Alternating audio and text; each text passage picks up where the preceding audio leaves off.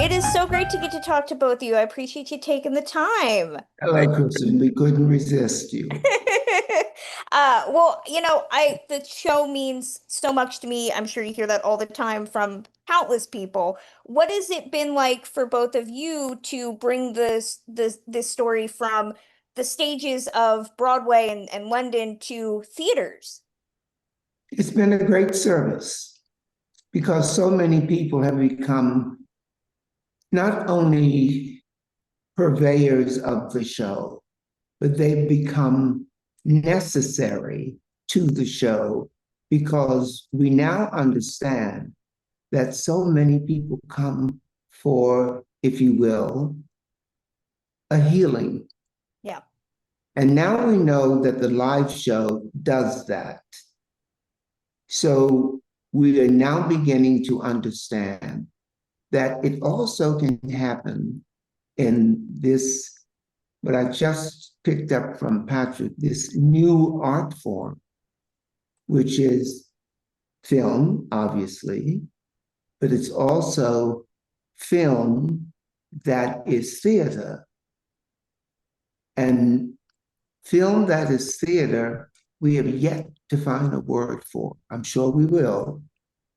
But this is an opportunity to have a very rich experience for very little money.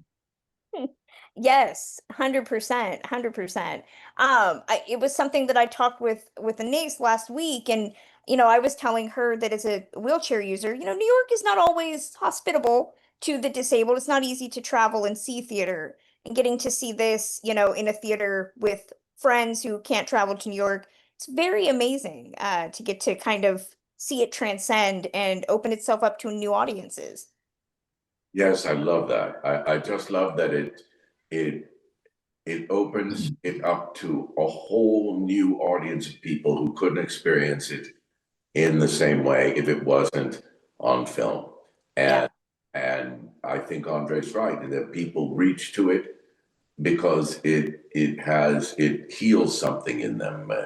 It I remember it when it happened actually. We had been doing the show for about a year, and then the Tony Awards happened, and we hadn't been doing it a year when the Tony Awards happened. We did it. It opened. The Tony Awards happened, which brought it a lot of attention, and then we played for about a year to a certain kind of audience that was quite enthusiastic. Then the shutdown happened, the pandemic. And when we returned to Hadestown, the audience had been transformed. They were now people who felt ownership of the show and were watching it as active participants. And what had happened was during that shutdown, when people were hurting, they had their headphones on. And these lyrics and this music kept them sane, kept them whole. I was one of them. I was one of those people. So when those gods came back to the stage and were embodied in flesh and blood, it was quite extraordinary.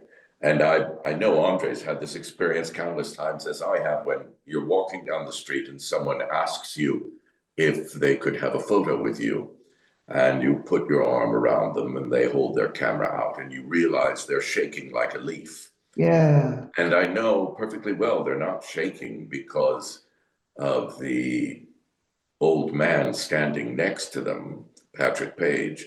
They're shaking because, as far as they're concerned, they're in the presence of a god, because they had it between their ears. It was in their head, disembodied for a year. And now those people who couldn't see those performances on stage can now participate with them in the filmic experience. Yeah. What I loved watching this filmed version, I write a lot about disability, accessibility in pop culture. And Patrick, I mean, to watch you move across the set with the cane and the boot, I know Anais was saying that there was questions of whether you'd be able to do the show. It for me it proved that accessibility is possible. Can you talk a little bit about working with those needing those adaptations and how you adapted the performance to suit? I think it's mostly a credit to Rachel Chapkin, to Mara Isaacs, to everyone who, when I said, for the viewers who don't know, I fully ruptured my Achilles about a week before we shot. It's an injury that requires surgery and about a year of rehabilitation, but there was no time for that. We had to shoot the film. So I was put in a medical boot and I had a cane and I performed on the injury.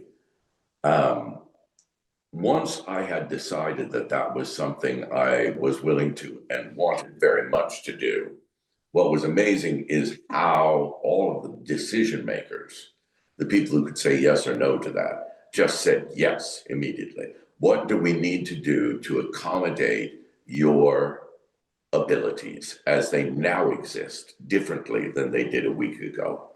And that's a mindset, that's a sensibility which those people had. Yeah.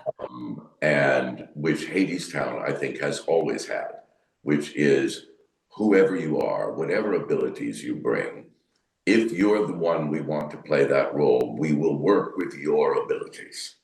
And we know that you have superpowers as well as places that your abilities are different from other people.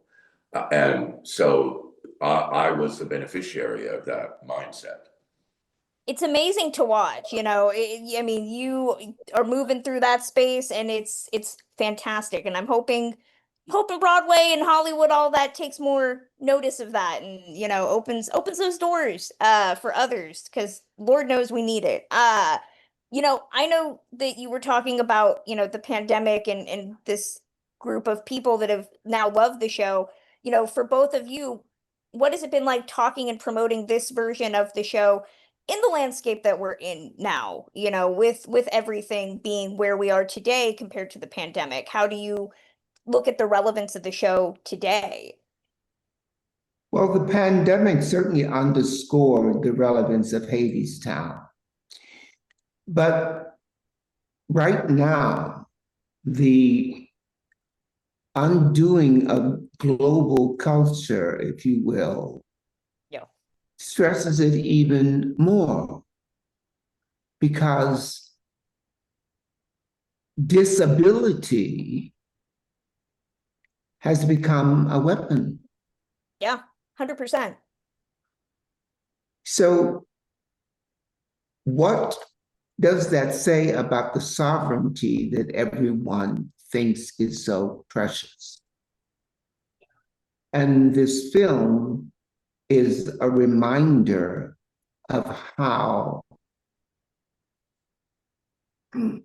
helping one another is a better answer to destroying one another. Yeah.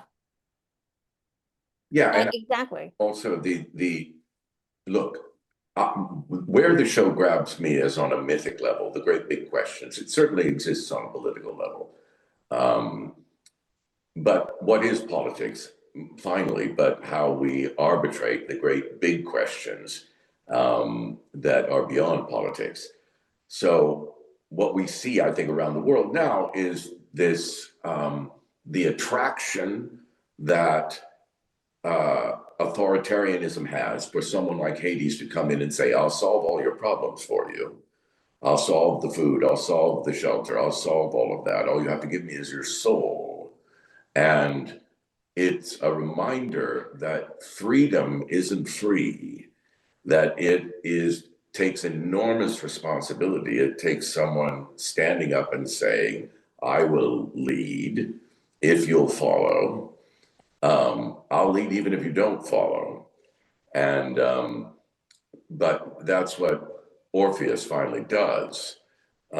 He simply says, if no one else is going to stand up to this, I will. And hopefully others will stand with me. And so I think that we haven't quite got the balance in our culture yet. We love the freedom. We don't like so much the responsibility that comes with it. Yeah. Well, And give what me. if I may, oh, sorry. Go on. I just would like to add this. This attraction to authoritarianism is a true disability. Disability of intellect, disability of emotion, disability of... Empathy. Okay, thank you. Exactly. Well, they're giving me the hook. I could probably talk to both of you about this all day, every day. Thank you so much for taking time to nerd out with me about this. It's been such a pleasure. Thank you. It's great to talk to you. Awesome. Have a great day. Bye, Kristen.